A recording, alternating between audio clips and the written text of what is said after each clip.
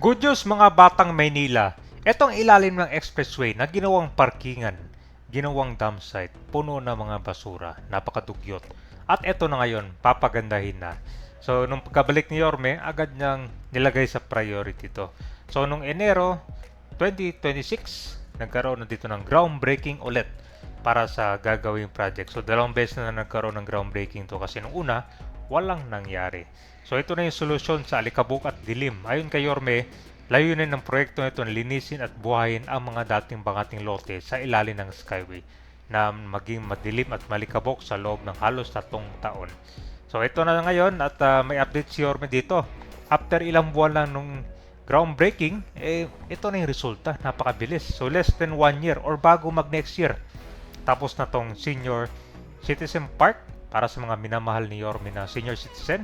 So ito ay may kasamang pet park. Ito yung kauna-unang community pet park sa Manila kung saan pwedeng pasyal at stroll mga residente ang kanilang mga alagang hayop.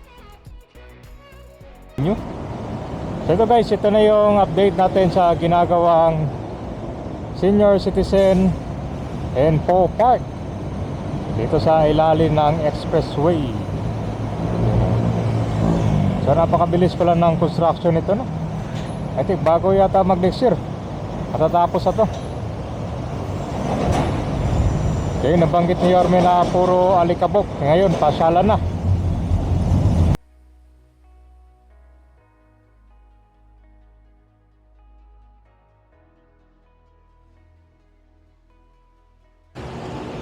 Hey guys, ito na yung construction ng senior citizen info park.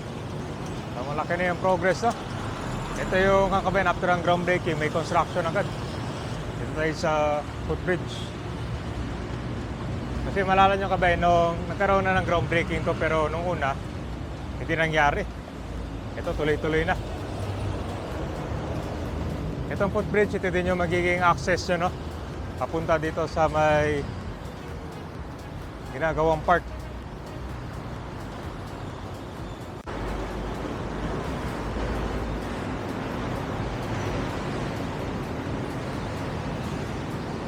Ayan, no? Malaki na yung progress, oh. So hanggang dito itong kinoconstruct nila ngayon.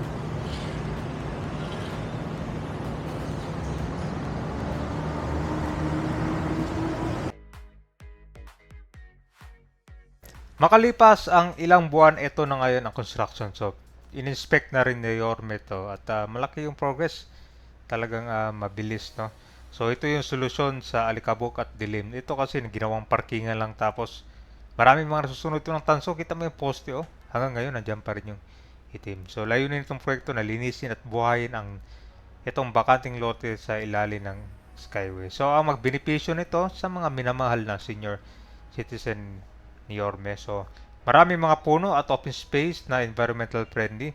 Ligtas ito sa lugar sa mga morning stretch, calisthenics, zumba at iba pang wellness activities para sa mga minamahal na senior citizen ni Yorme. So, may kasamang pet park. Yung mga naghahanap dyan ng panglaruan, ito. Patok na patok to ngayon. Pwede yung stroll.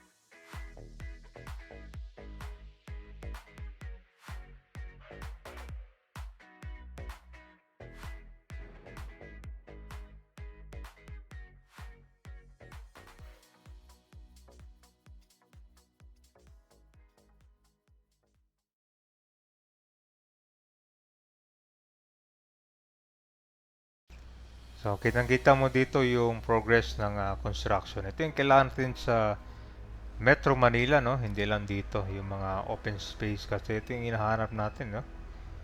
At talaga namang inaksyon ni Yorme. Bukod sa itong gagawing senior citizen park, and Community Pet Park. Alam nyo ba na itong kabuuan ng ilalim ng Skyway ay pinailawan din yan. Tama, si Hormed din. Siya yung gumawa ng paraan sa tulong ng San Miguel para malagyan ng ilaw dito, di ba? So, maraming nagsasabi, sayang yung liwanag dito. Wala namang park sa ilalim, di ba? So, ayan na, parating na.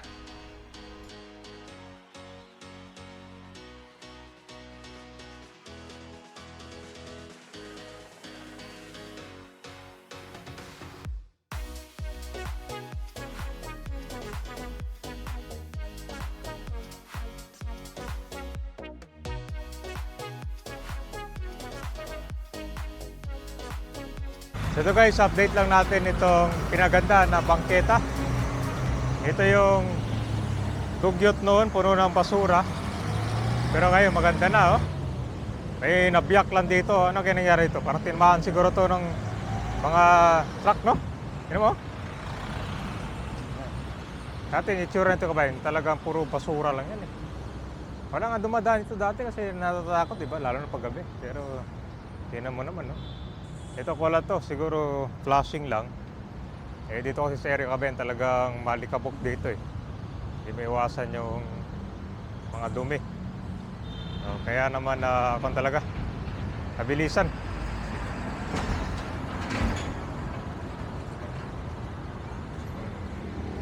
Ganda, no?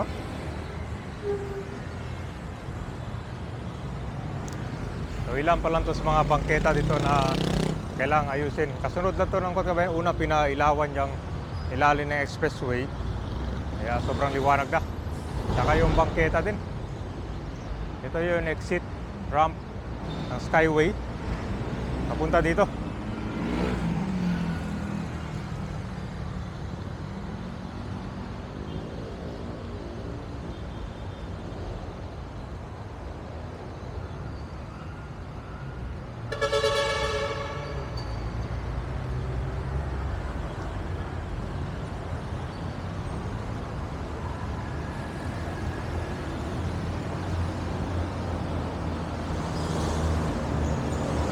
Diba? Ganda na. Maikli lang yan pero maganda yung resulta.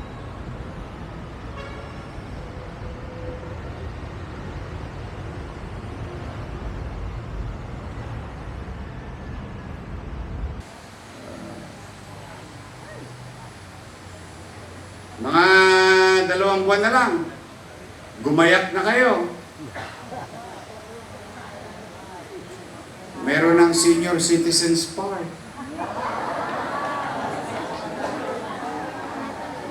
Sino may mga alagang hayop? Hayop sa loob ng bahay. Yung hayop magmahal. Baka may hayop din kayo na asawa.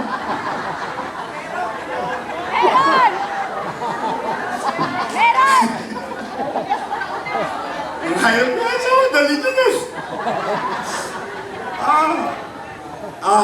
Tingnan ninyo. Kayo lalo na, very particular. Very particular.